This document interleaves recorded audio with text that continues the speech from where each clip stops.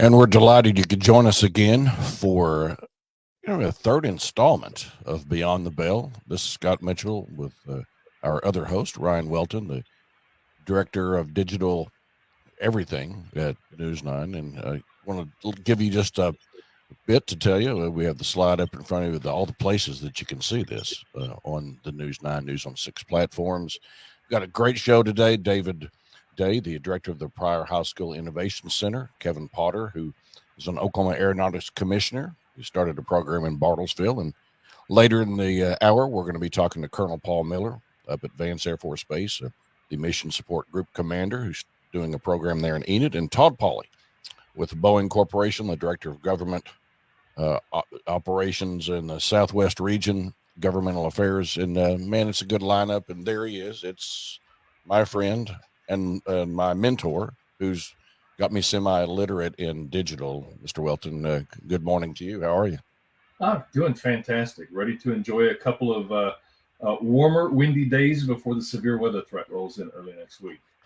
Which means that you won't sleep for a couple of days. Just, by the way, yesterday morning, or actually this morning, just concluded his hot seat. So we were talking about Law Day, and the director of that, the Bar Association, Ed Wunsch, who is a UCLA grad, by the way, as I see your flag flying in the background. Yeah, I should note I'm a proud University of Oklahoma alum, but my wife's family, her dad, my wife's dad, is a law school grad from UCLA, and we're all Bruins. So I'm a Sooner, but I'm also a Bruin.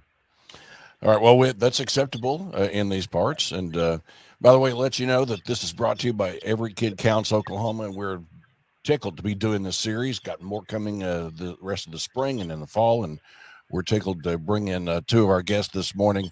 Welcome to the program, David Day, who is up there at Pryor High School, the innovation system up there, the innovation program, which, by the way, Mr. Day, you guys could compete with anybody on this planet. What is happening in Pryor, Oklahoma is incredible, and we're going to get into that.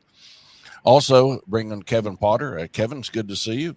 Doing some great work up in your part of the country. And I think that, when we get into aeronautics, and you're a commissioner on the Aeronautics Commission, there's so much we're learning about this. Welcome to you both. Thank you so much. All right. Our first question's from Mr. Welton. Yes, Director Day. If you would tell us about the innovation center that you've got in Pryor and the aviation program within that. And I know that I've read that the innovation center is broader than just the aviation program, but if you could tell us a little bit about both and how they came to be.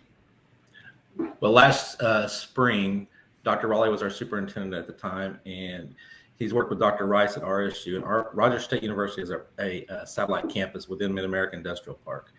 And so we kind of determined it would be a great place for us to create an innovation center. We have our manufacturing class, our robotics class, our EMT class where you can get a national certification, our engineering class, and our esports classes are out there. We actually do not have our aviation program there because we want to kind of get those first year kids getting into that program, those freshmen and sophomores. So that's how at the high school. But we are in year 3 of our aviation program. And we currently have about 35 students in there, and we're using the AOPA curriculum. And one of the things that we've done a little bit different is this year we partnered with Tango Flight. And Tango Flight will be building our own RV-12 air sport plane next year as part of the program. And it won't be just geared for those kids that have taken aviation. If you're a student and really don't know what you want to do, we would like for them to even enroll in that class and maybe find a job opportunity in aviation, even if you haven't done the aviation 1, 2, 3, or 4 already. That sounds fantastic. And Commissioner Potter, you started a program helped to start a program up in Bartlesville. Tell me a little bit about that program and what inspired you to get it started.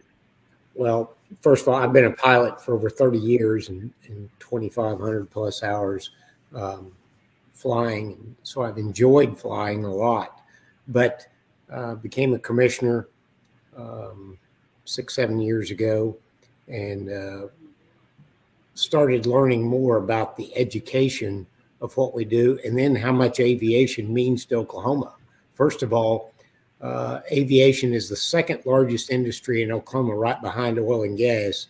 And it's a $44 billion industry in our state. And right down here in Tulsa International, there's over 10,000 employees on the field there, 6,000 of them with American Airlines. And they start people at $75,000 a year. American does right there in Tulsa. And so Ada, Oklahoma started the aviation education program. They started theirs, and it's been several years. And about 2 years ago, maybe 3, the commission hired Paula Keedy part-time to come to work and start doing aviation. Well, I learned more and more about the AOPA program, so I went to our superintendent, Chuck McCauley here in Bartlesville, and said, we really need to do this because of a lot of the things that go on in Bartlesville with Phillips here and what they have invested in the STEM program in our high school. It's several $1 million STEM lab is what we have at the high school there. And so the aviation goes right along with it. So this fall, we are starting the aviation program here. And not only did we sign up for a class to start the AOPA program, but they've got enough students here in Bartlesville that they're going to have 2 classes in the AOPA to start with, just for the very first year. Some of the things that we're doing around the state also, there's over 50 schools that will be offering this next fall. And so that's kind of exciting to me. And I talked to the governor a couple of weeks ago and said, this is something that probably ought to be in every single high school. It ought to start being at every single high school. And he understands the value of it because of what they start these employees out at. It's exciting, and there's a lot of excitement here in Bartlesville about that too. It brings up a couple of questions, because the conversations that we had a couple of weeks ago made me realize, and I think our audience realized pretty quickly, that where there is supply, there might also be demand, and there hasn't been any lack of student interest. Students are coming forward. You're having to create a second class. Can you tell me about what is inspiring students to get interested? Is it the love of flying? Maybe an interest of getting up and flying? Maybe it's the job opportunities. What have students told you about why they're joining the programs? Well, I think I shouldn't say every, but I would say most kids want to fly at some point. They just want to fly. Flying is something that it's just infatuating to people. It is. So yes, that's some of it. Some of them, when they get in there and they start figuring out that what these people get paid right out of school, there's only one other industry that competes with that I know of, and that's oil and gas. So you start looking at this, and you look at in aviation, if you really think about it, corporate aviation started in Bartlesville. That was the very first corporate aircraft in the nation, was right here in Bartlesville, and with Frank Phillips flying around. And so it's got a lot of history here also. And so they go out to Willow Rock and they see the history of aviation there as kids. And so they grow up doing that. And when they start seeing what the jobs are that they can do, it's just not pilots, it's A&P mechanics, it's now drones, it's now everything that you got to have a license to fly a drone. So you start thinking about that. The other thing that is exciting about this program is we can do this where the kids actually get their ground school out of the way and pass the ground school flight test before they ever even do anything else. That's the other good thing. That's fascinating. And you mentioned the other employment opportunities that are available out there upon graduation or once the student enters the work industry. Director Day, robotics. That really fascinated me, because I think about robots walking around, but I don't know that that's exactly what that is. Could you talk about the robotics part of the Pryor program that you've got, and what employment opportunities are in that field? Well, we are looking at, we're actually in the process of trying to develop a whole robotics pathway. And I want to reiterate something that Mr. Potter said too. We have our aviation program didn't get off the ground very well to begin with. We have 3 in Aviation 3, 2 in Aviation 2, but we've got 32 kids in Aviation 1 to the point we've had to make 2 classes of Aviation 1. So the excitement level here is good as well. And our work, we've developed our and I'll get back to the robotics, but we've developed our aviation. We're now looking at the flight pathway, and now we're really trying to make our drone pathway, our UAS pathway, really try to amp it up for our students as well. As far as the robotics, we have a robotics class, and we have an after-school program called McRobo, and actually they're competing in Tulsa actually today, right now. And so we have FRC and FTC robotics, and the jobs that are coming actually to the park, are going to require robotics, and students are going to have to do Industry 4.0, and that's where we're going. And those are things that these kids today can understand that stuff. We just got to develop a pathway for them to succeed and find an interest. And that's really it. If they can get a vision of their future, and whether it's robotics or esports or, aviation or whatever it is, we need to develop a pathway for them, not just, hey, just go to college. And don't get me wrong, I'm all about going to college, but some of these students just need to develop a pathway where they can go directly into the workforce as well. Right. Well, have businesses played a role in partnering with the center? Yes. So, that is one of the big keys, I think, is our business relationships with Mid-America Industrial Park is the biggest key we have. I mean, I can pick up the phone and call the parks office. They pick up the phone and call me. They are instrumental in everything we do. And that's one thing I would say is, if these are things you want to do, you got to develop a relationship with your business partners in your community, in your watershed, and develop those and see what their needs are. And then they're going to come to the table, because workforce right now, workforce is a big issue, for everyone in our state. And no matter what you're doing. So I think developing those relationships with your business community is instrumental.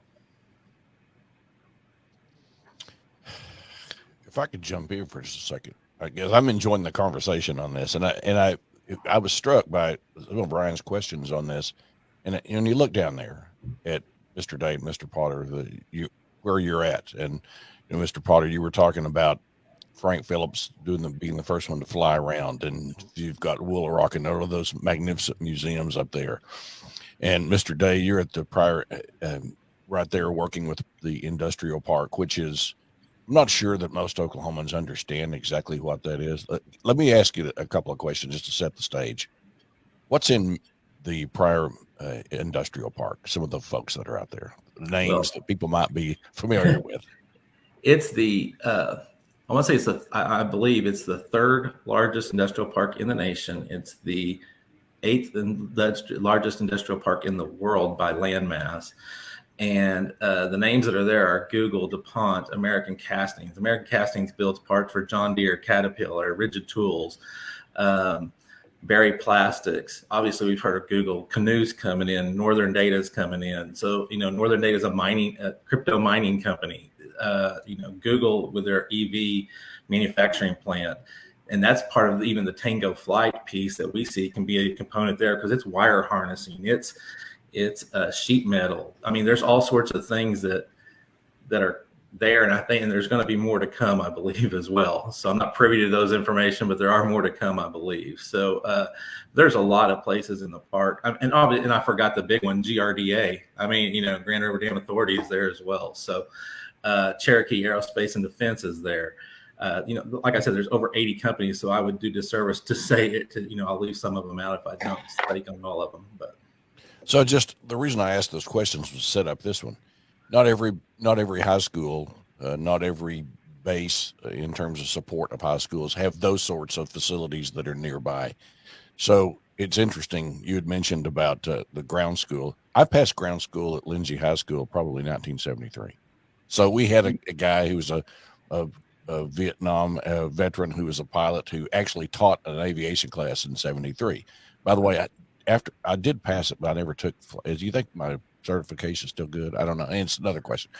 But for high schools that are not located in these tech hubs and these historical hubs with this sort of background, do you think is it still time to get in on this? Even though 50 already, my understanding is about 50 high schools have done this.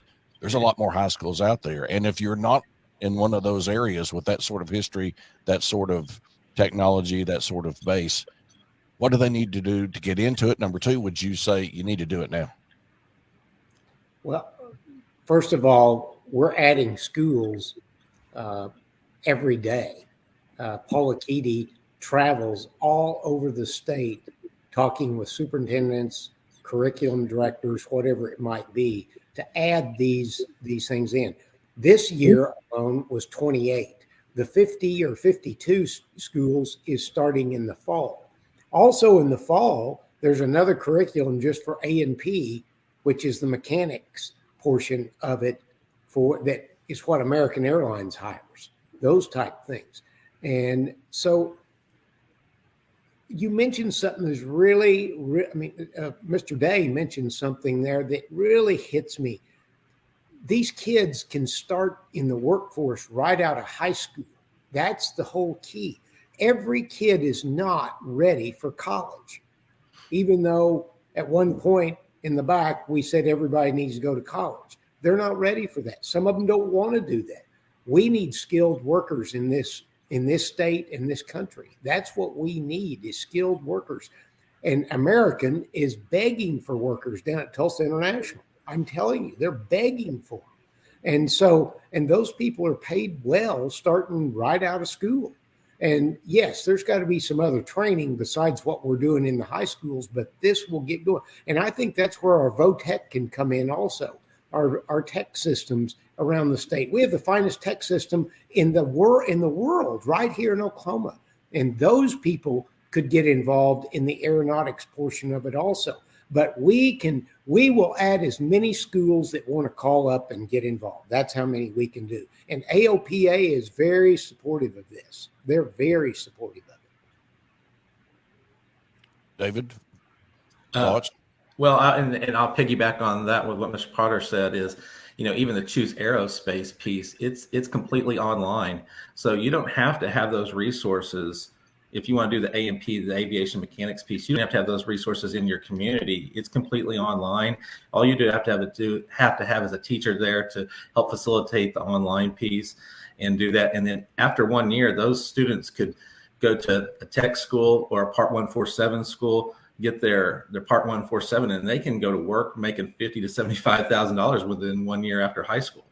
So, that's something that you don't really have to have a Mid-America Industrial Park in your area to do. So if you're in Lindsay, Oklahoma, you could have that curriculum there, and you don't necessarily need that. So if you're to follow on those excellent points, if you are a superintendent somewhere, you're not real familiar with this program, or you're a student who's talking to their friends and they've seen something like this. We had a student on last week. What's the first step in terms of understanding this? Where do you go if you're a high school and you want to get involved in this? Like Kevin said, I would reach out to the AOC. Paula Keaty is really, had a conversation with her yesterday. I pick up the phone and call her all the time, and she does the same. Paula's really good about, and she'll come visit. In Mays County, I had her come out and speak to all 5 Mays County superintendents at the Innovation Center just to promote this program as well. So she'll be more than happy to come speak to you if you're. And another thing too, we had a student call our school from New York because they're going to be locating in this area. They're going to be moving to this area, and they're looking. They wanted to hear about our aviation program and what it can offer their students. So there's all sorts of things that can be done, and even the Oklahoma Aeronautics Commission has grant opportunities available for this as well. So if you don't feel like you can fund it, which is always a big issue, you can sign up for a grant opportunity, and the OAC is really good about doing that as well. Scott, I was going to mention the grant opportunities. For many years, OAC we have funded all kinds of aviation education things. It's from A to Z. But this past, and that we do that every August. This past August, we gave over $350,000 in funds through this. And again, I want to remind everybody, the Oklahoma Aviation Commission, the commission is self-funded. This is not, we have been self-funded through through aviation excise tax, for aircraft excise tax, or aviation fuel tax. That goes, and so me as a pilot, I'm the guy funding that. I'm the guy that's doing this. John Q. Public doesn't have anything. He's not funding this. So that's another thing that I want to remind people. And so again, if somebody's interested, if they call the OAC office, they will get Paula involved, and she's very responsive. Her husband calls her Amelia Earhart. So anyway, I'm telling you, she is very responsive. Very. Okay, so that's the hookup right there. I mean, for these high schools, so we've got to have Paula at some point, and maybe she's a good hot seat guest, Ryan, with all this information we're getting, because all roads lead back to Paula, is what it sounds yes. like. By the way, go ahead, sir. She is the key to this. This is incredible what she's done. And here's the thing. She knows the program because she taught the program in Ada. And it is an incredible. They actually in Ada are actually getting kids pilot's license now too. They are actually doing that out at the airport there. Now there is some cost to the kids if they want to get their pilot's license, but they actually have had kids solo and get their pilot's license there in Ada. I can tell you that. And now remember, you got to be 16 to get a pilot's license. I believe that's the age still. I believe we talked to one of those pilots, JD Muse, a couple weeks ago. And let me tell you, flying is an incredible. It's. My wife accused me of being the worst driver, but a lot better pilot because I focus in on my flying. You know where kids are finding out a lot of information about flying is Instagram. You know how many gazillion videos there are in reels of people flying? It's unbelievable. People are becoming stars on Facebook too, and YouTube, where these people who have they just show themselves flying. What do you fly, Kevin? Oh, Kevin, I fly a Bonanza A36. Is that the V-tail? No. The V-tail has some problems, doesn't it? It does not have problems. It was the configuration a lot of times that the pilot that put them in at that time. They shouldn't have. But Bonanza, most general aviation made right up here in Wichita and just north of us in Independence, Kansas here. That's where a lot of general aviation is at. And so that's another thing. They're close by. You can go see some of this stuff. It's really pretty neat. It is. And what they're doing in general aviation today is just incredible, Scott. The avionics we have today is what the airlines have. It's incredible. It's a video game. If you can program it, it'll fly it to the end of the runway. It's just incredible. Even the V-tail, correct? Even the V-tail. It'll get it to the end of the runway. Okay, so that's a whole nother story about. That's a whole other story. Yeah, absolutely. But in the old days, musicians shouldn't have flown on V-tail Bonanzas. Again, another story. That was the doctors. Yeah. Well, Kevin Potter and David Day, this has been really nice and really enjoyable. It is the level and the extent to which this is spreading. Sounds like Ada is really kind of the place where it's spreading from. It is. And again, I would like to say it doesn't matter if 300 schools want to do it, we will get it in there. That's what we'll get. We'll get it. And David, do you think that generally media in Oklahoma understands what's happening at Mid-America? Or is this have we just scratched the surface media-wise about what's happening up there? I think you scratched the surface. I don't think there's enough information. I mean, and Mid-America does a great job of promoting what they're doing and getting it out there. But there are a lot of neat things happening here. If I could say one thing too, we've partnered with the CAPS Network out of Overland Park, Kansas, which is the Center for Advanced Professional Studies. In our engineering class right now, we have 4 students that are doing a project, and it's professional-based studies. So HimSaw is a company in the park that makes bandsaws, and they make a bandsaw that'll cut a truck in half. So they partnered with us because they want to look at automating their carbide making process. Right now they outsource it. So our students are working on the project of what they want to automate it. So what robots are we going to use? What are the OSHA regulations? What are the footprint of the room? And so our students are actually working on that project, and they'll be doing a presentation to HIMSA in a few weeks about what they've come up with. What's the return on investment about outsourcing versus doing it in-house? So those are projects that we are working on too with our CAS network and our engineering students. So there's a lot of neat things going on out here as well. So yeah, I mean, Northeast Oklahoma is really kind of booming here. I'm wondering if we could get video of a bandsaw cutting a truck in half. It's on YouTube. Yeah. Oh man. It's on YouTube. I wonder if they would get the sort of deal that guy got recently that was in the tornado that the truck was flipping. That was pretty good. Was that I a like it when Chevy? they put it with the music too. That was even better. Yeah. The best thing about that was you just drove on down the road like it happens every day, right? Yeah. Yeah. Well, Commissioner Potter, Director David Day up at Pryor, we thank you both. This has been really insightful and a reminder that there's lots of people out there. If they want to get a hold of Paula, either of y'all tell us how to do that. I can give you your cell phone. No. Call the OAC. Okay. Yeah, you can call me. I mean, you can reach out to us. We can get you in touch. All right, Director David Day and Commissioner Kevin Potter, thanks so much for being with us. Scott, it's 405-604-6900. There you go. There you go. When the phone starts to ring, she's going to be, what is going on this morning? Thanks so much to both of you. Thank you for having us. Look forward to seeing you again. Thank you. Okay. Thanks so much. Okay. I learned a lot in that one.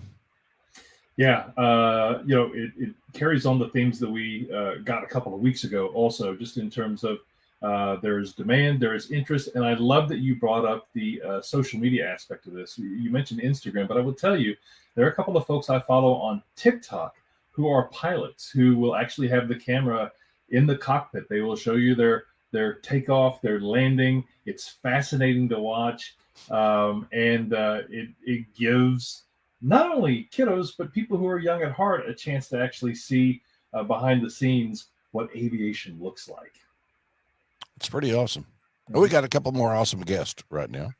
We're going to bring on Colonel Paul Miller, who is the Mission Support Group Commander up at Vance Air Force Base and has been patiently waiting. Colonel Miller, good morning to you. Good morning, Scott. How you doing? Good, doing really well, thank you. And another friend, Todd Pauley, the Director of Government Operations for the Southwest region for Boeing Corporation, a little old company that's made some airplanes in the past. Todd, good to have you. I think you're on mute, by the way. It happens to me all the time. So, Todd, if you can hit that mute, unmute. There we are. Good to have Got it. It's an honor to be here. Grateful to be here with you guys and certainly to share a screen with Colonel Miller up at Vance. I'm a big fan of Vance. I like to just go up there and watch the traffic. All day, every day. And we get to, when you go up in that area, how many pilots are you training, Colonel, right now, just for example? You know, Scott, at any given time, there are about 600 in the pipeline. We've made some changes to the way we're doing pilot training lately, and that number fluctuates anywhere between 400 and 600 at any given time. And Todd, before we get too far into this conversation, there's something coming up at Boeing out at Tinker this week. I wanted to give you an opportunity to tease that one for us. That's very kind. Yeah, Friday we're going to have our dedication for our new B-52 high bay that we built. Guernsey was a major contractor for us on that. We're grateful for Guernsey and their Flintco and their work on that. But the Air Force has loaned us a brand new, or not a brand new, but a B-52 out of the boneyard. And we have shined it up, make it look brand new, and we've pulled the fuselage in and we've put a wing back on it. And we're going to be able to, we're working on re-engineering the B-52 for the next 60, 75 years. We're also going to celebrate the 70th anniversary of first flight of that B-52 at that high bay dedication ceremony on April 15th from 10 to noon. We've got Senator Inhofe coming, Lieutenant Governor Pinnell, Mayor Holt from Oklahoma City, a host of great VIPs, and we're looking forward to celebrating that day. Okay, did you say 70th anniversary of the airframe going up? 70th anniversary of first flight of the B-52 will be celebrated on April 15th, 2022. All right. So, which means that you could have, and I knew at one time that there were documented instances where that grandchildren were flying planes that their granddad had flown. I mean, how long before we have great grandchildren flying? Yeah, we're really close, and we're actually going to have the folks from the B-52 Strata Fortress Society there, and there will be multi-generations of B-52 pilots and crew there. Do they still call them buff? They do. And so the PG version is big, ugly, fat fellow. Is that kind of what that stands for? That's good. That's good for airtime, Scott. Good. Okay, perfect. Which I want, and as I told Todd, Colonel Miller, we're coming on here before Ryan takes over with questions, is that I was at the 25th anniversary of Tinker 25 and saw the Thunderbirds fly. Colonel Miller, guess what the Thunderbirds were flying at the 25th anniversary of Tinker Air Force Base? So I'm trying to do math in public, which is never a good thing to endeavor to do. So F4s, maybe. It was before F4s. So 86s, 100s. Super Sabres. Yeah. I saw those guys, and the hero was the slot guy. It had all the soot on the tail, Yep. and little medallion that we got that age is incredible. I mean, aeronautics history in Oklahoma is something else. Which, by the way, as Todd would know, I mean, in World War II, they were building B-24s out there. So, Scott, I just got back from Seattle and saw where they tarped the entire manufacturing process to hide the manufacturing of the B-29 from the Japanese. Should they fly over Seattle, literally would tarp it, put painted buildings and clinics and trees and other things on there to, if the Japanese got over Washington, they wouldn't be able to hit our manufacturing process. We've been doing this a long time and protecting the nation a long time, and proud to do it. Yeah, and the last worthless trivia was that the Tinker Air Force Base also plays a role in modern meteorology. Those storms that hit out there. I don't know, you know that story. It's a David Payne story, but two identical storms, basically, Todd, that hit Tinker Air Force Base, and so National Weather Service able to look at patterns and see trends, and just amazing. Yep. Okay, well, Colonel Miller, Todd Pauley, meet Mr. Welton, who's ready for you. Hello, Colonel Miller. Would you tell me about the program that Vance Air Force Base has at Enid, and tell me sort of what inspired the Air Force Base to get involved in, about the importance of having a relationship with schools, the importance of schools having a relationship with the military. Wow, that's a great question, Ryan, and there's a bit to unpack there. So let me start at the beginning and say, you said Enid High School, but I'm gonna broaden that aperture just a little bit. Obviously, located right here at Enid, Enid High School and Enid Public Schools represent the largest school board or school district where we have our students from the base. But really, when you look at Vance Air Force Base, we've got students in about, I'm going to turn my volume down here just a little bit. I'm getting a little feedback. Do that without dropping this. I apologize for doing this on here. There we go. We got students in about 50 schools across about 12 school districts here in the northwest corner of Oklahoma.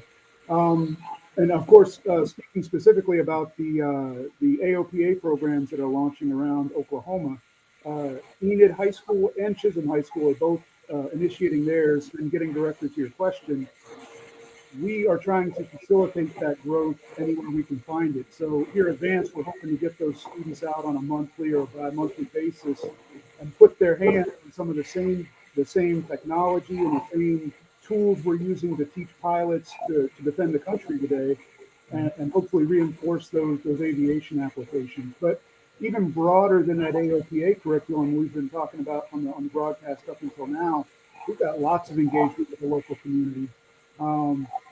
We are currently engaged with Enid High School, trying to bring students on that are interested in the medical aspects of the job market. But obviously, as they come onto the base, as with everything, it's going to have an aviation kind of overlay to it, right? They're going to learn about medical career fields, but they're also going to learn how important it is to keeping the pilots in the air. As also mentioned earlier in the broadcast, we're also engaged with Osprey Tech up here, one of the great tech schools up here in the northwest corner of the state, and supporting their K-12 aviation maintenance program that's getting off the ground. And, we routinely bring students in to tour the air traffic control tower and see how the aircraft are controlled in the air. So all of those things we're doing here, and we're hoping to continue. Right. Enid is so lucky to have Vance Air Force right there just nearby. Todd, what is the aviation industry looking like to you in terms of employment opportunities for students coming out of high school? Excellent question, Ryan. Explosive growth is what I would say.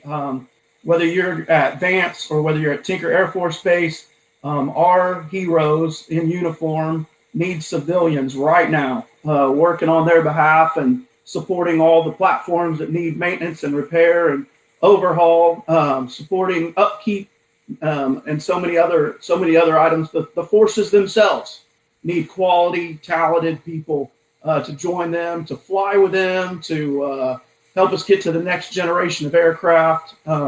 There's so much you can do just within the uniform services, but in our private civilian space as well.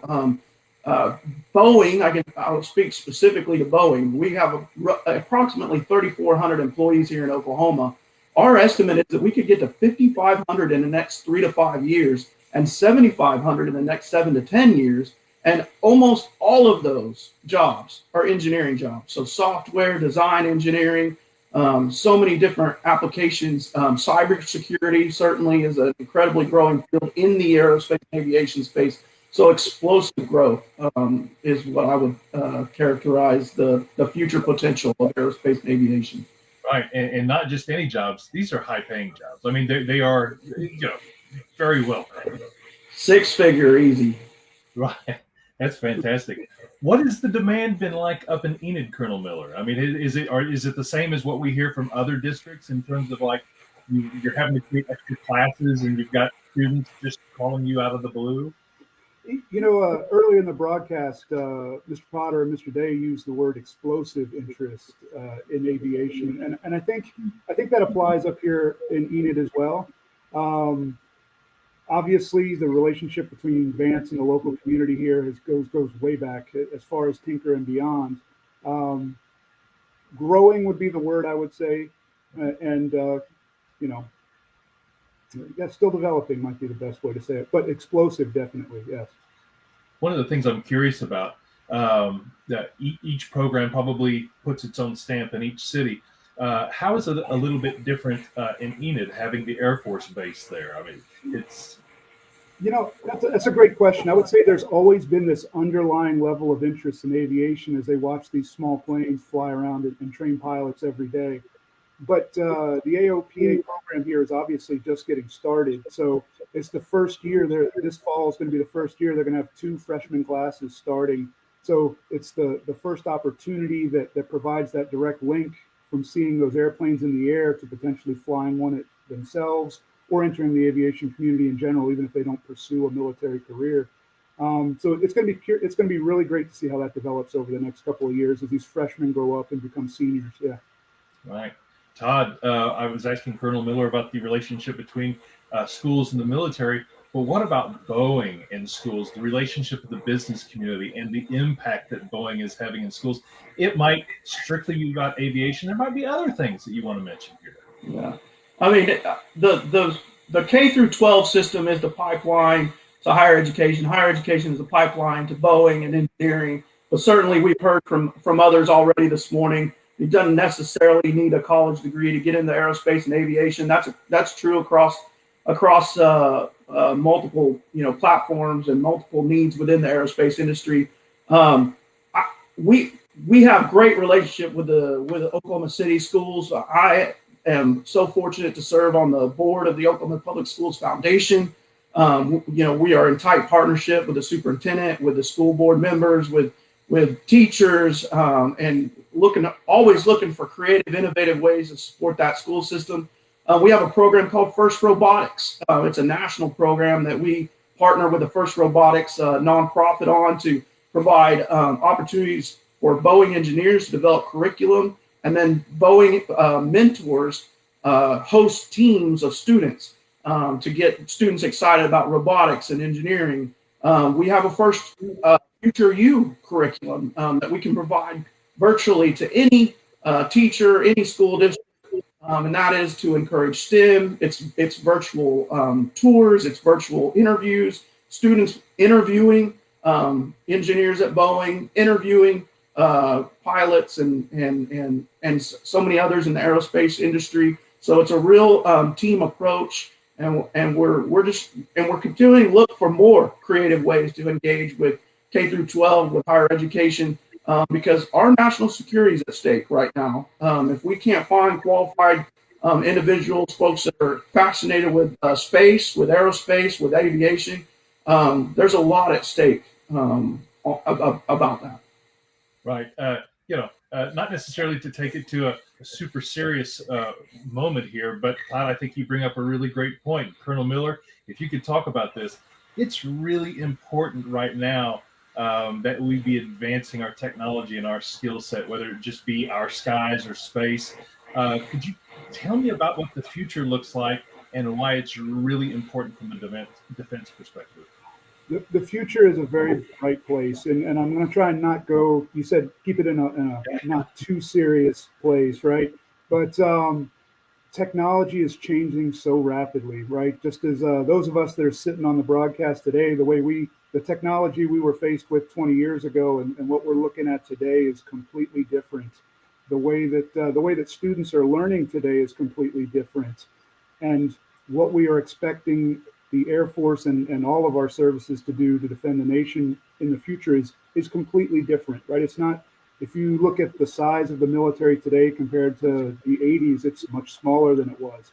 I can make you an argument that we're much more lethal than we were then, but it's much smaller. So all of these things, from automation, I could rattle off all the buzzwords of artificial intelligence and future of aircraft that probably Mr. Pauley would be better to tell about than I would. But from here at Vance, it's all about how do we train those students to use that technology and be ready to do what we're going to ask them to do in the future. And then, of course, we're hoping that some of that bleeds out into the local community and creates an enthusiasm for aviation in whatever form that may take, from flying to maintaining or supporting in some way.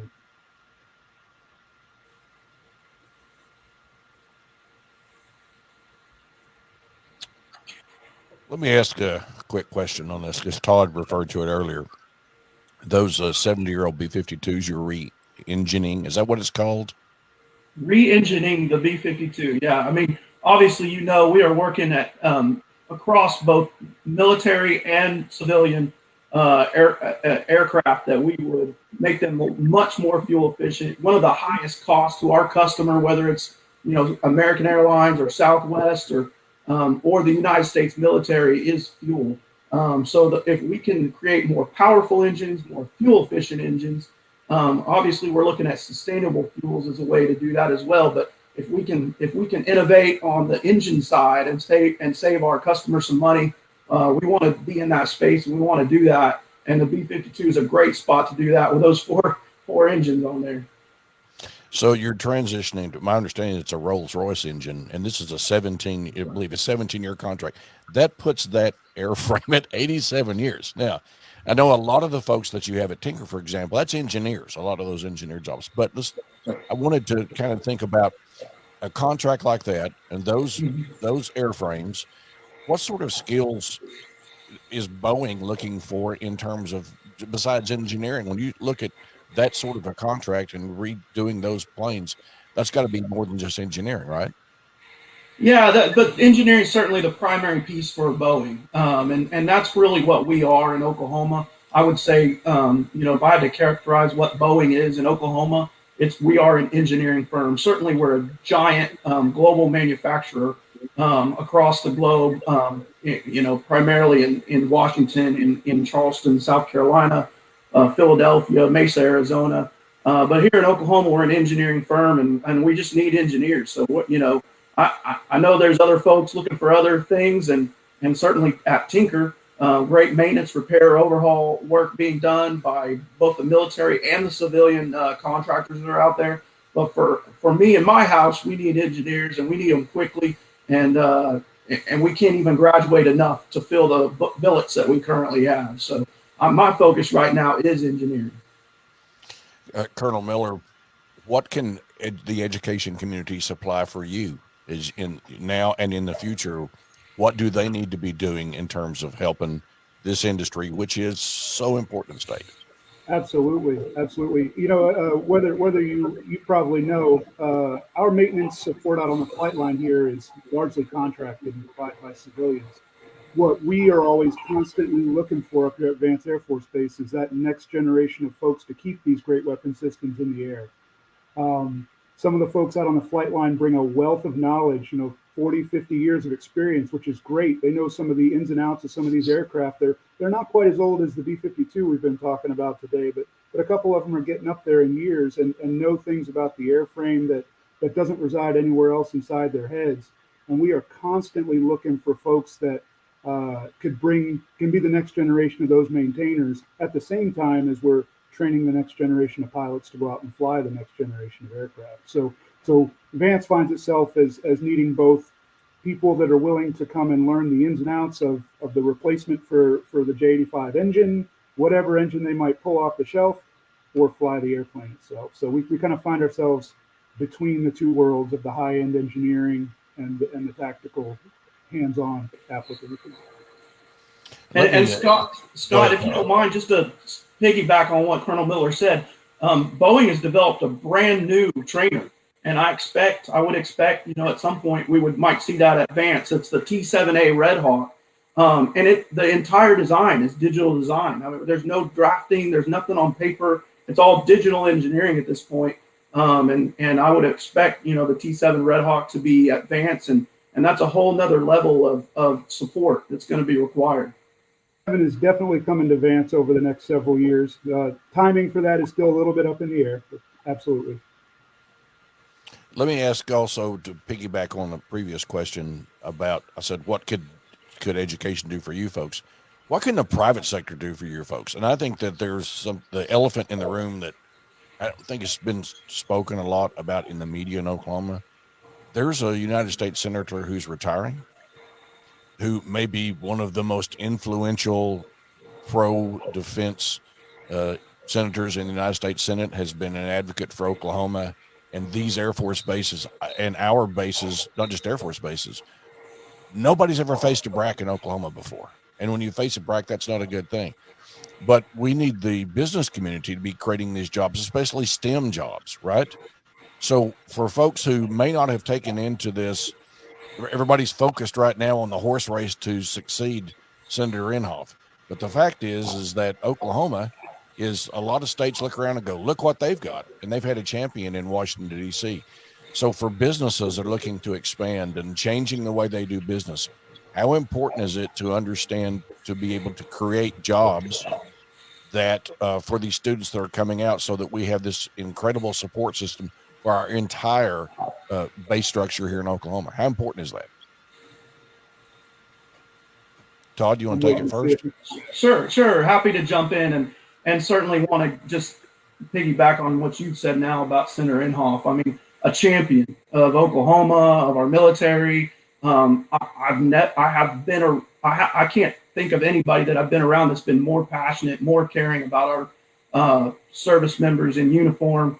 And then our bases, Tinker, Altus, Lawton, Fort Sill, Vance, the McAllister ammo. You go all the very solid support that we have here in Oklahoma for our national security, and Inhofe has certainly been a champion. And we just got to cross our fingers, hope, and pray that the person who follows Senator Inhofe can be the same champion. Those are big shoes to fill. But I think we've got some great talent in that race, and I think we'll get that support that we need for those bases. I think we can feel good about that.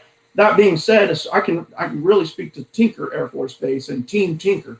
Before coming to Boeing, I served on the staff of Congresswoman Mary Fallon. I've served on the staff of Congressman and Senator James Langford, and I got to witness firsthand Team Tinker, and that's the Midwest City Chamber, the Oklahoma City Chamber, the State Chamber, multiple business and private industry and nonprofit work that goes on around Tinker Air Force Base. And Team Tinker is strong. Team Tinker is powerful. Team Tinker is unlike any other organization in the country. And I know Vance has a great support, community support also as well up in Enid.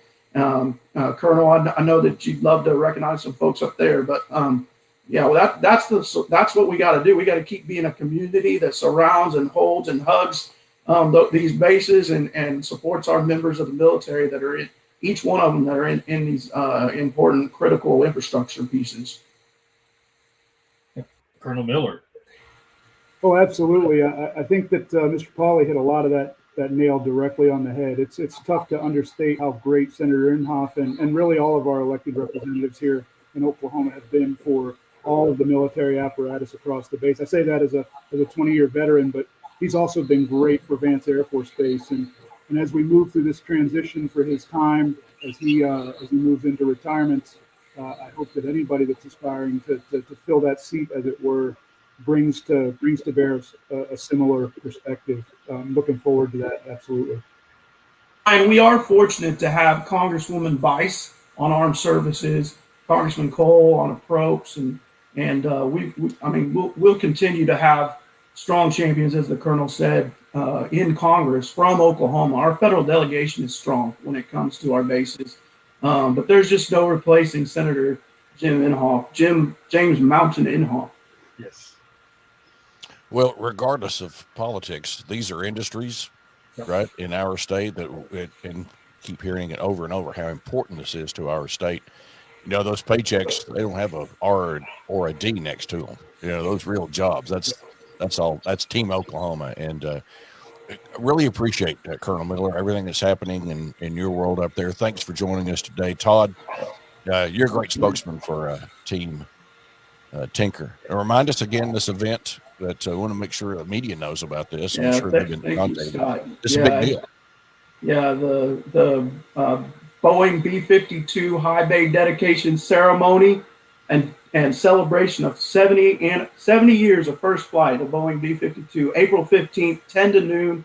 And again, we'll have Senator Inhofe. We were just speaking about Lieutenant Governor Matt Pinnell, Oklahoma City Mayor David Holt. And I believe we will have our president, our incoming president of Boeing Defense, Space, and Security there, Ted Colbert, our brand new president, coming in. We're going to be excited to have him, and just a great celebration. A lot of members of our community will be there, and certainly hope, Scott, that you can come and witness that and celebrate with us.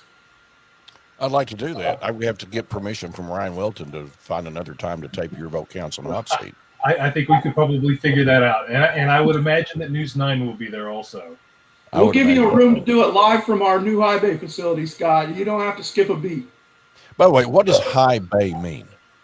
So high bay, and Colonel can do this better than I can. It's just a facility where you can house an airplane. So tall ceilings, wide walls, just a giant. It's a great way to just say giant building. Okay. Giant building does it well. Giant building does it well. Yeah, we won't digress into that. But that'd be another hour on this group with this great group of people, and I could do that easily, but I'm sure we're not going to do that today. But I do want to say thanks for having me. I really appreciate the opportunity to be among such a great group of panel members and yourselves. We're out Candace and I are in eastern Oklahoma County, so there's a certain flight path out here. So as being an airplane that I get to see them, and there's a lot of evenings where we're having dinner and I go running out of the house to see what's flying. And so, I know the difference between the Air Force version of the 707 and the Navy version. The Navy version is quieter, by the way, which I assume is re-engined. But for all the great things that fly out of Tinker, Colonel, tell us what you fly out of Vance so people will know what all's happening up there, the different planes that students are learning there. Absolutely. Thanks for the opportunity, Scott. We currently fly the T-1 Jayhawk, which is a little corporate jet-looking aircraft. We fly the T-6 Texan, which is a turboprop airplane. And we also fly the T-38 Talon, T-38C Talon. So the normal progression there is a student would enter Vance Air Force Base and fly the T-6 as a prop-driven airplane for their initial qualifications.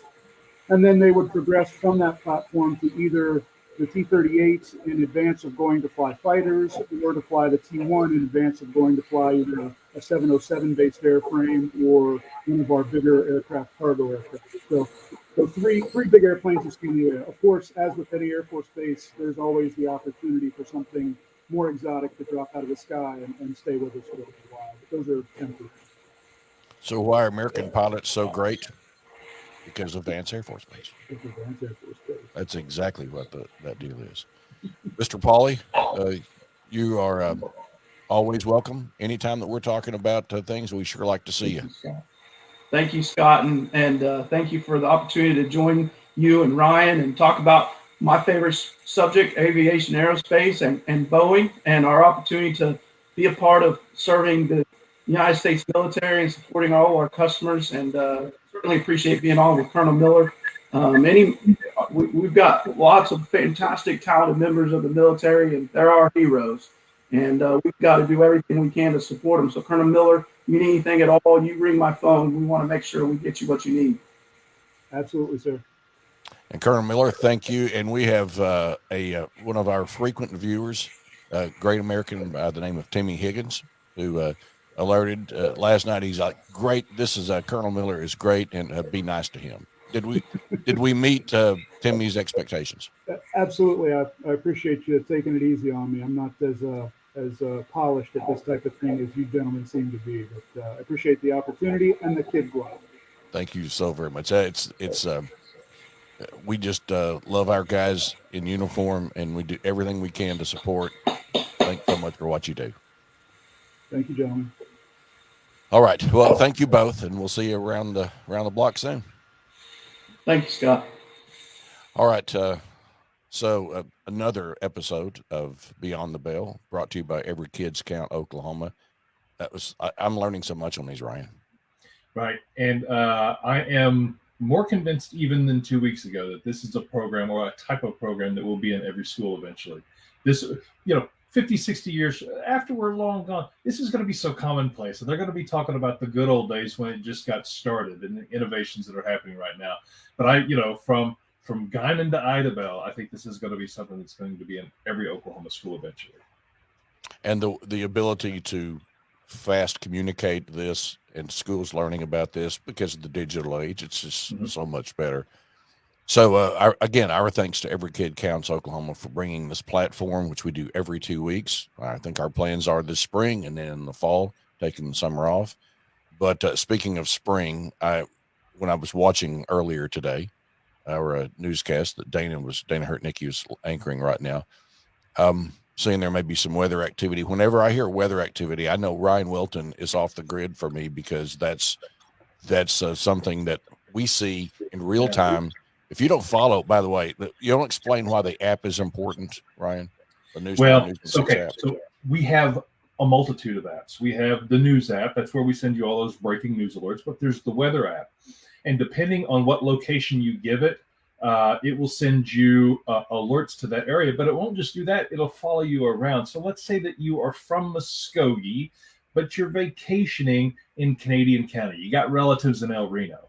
If there happens to be a severe storm or a tornado headed your way, it's going to know where you are and alert you. So it's really important to have both the news app and the weather app.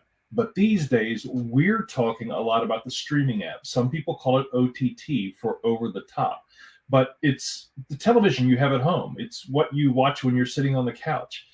If you happen to have a Roku device, if you happen to have Apple TV, and I'm not talking about subscribing to Apple TV. I mean, it's a little dongle that connects to your television. Apple TV and or the Amazon Fire Stick, you can actually download News 9 as an app, just like it looks like on your phone. There will be an app for News 9, News on 6. You can watch all our newscasts. For anybody who's watching us in the Panhandle, in Lawton, in the Ada area, where you're not necessarily getting Oklahoma City or Tulsa DMA television stations, this is a great way for you to be able to watch David Payne or Travis Meyer when severe weather hits. So it's not just one app these days. It's all three: news app, weather app, and then our streaming app for your television. How about this for just a little slide here? It has all of those streams. Okay. So there's the Apple TV, Fire TV, Roku, of course, Facebook. Also, in severe weather, aren't you also doing YouTube now, Ryan?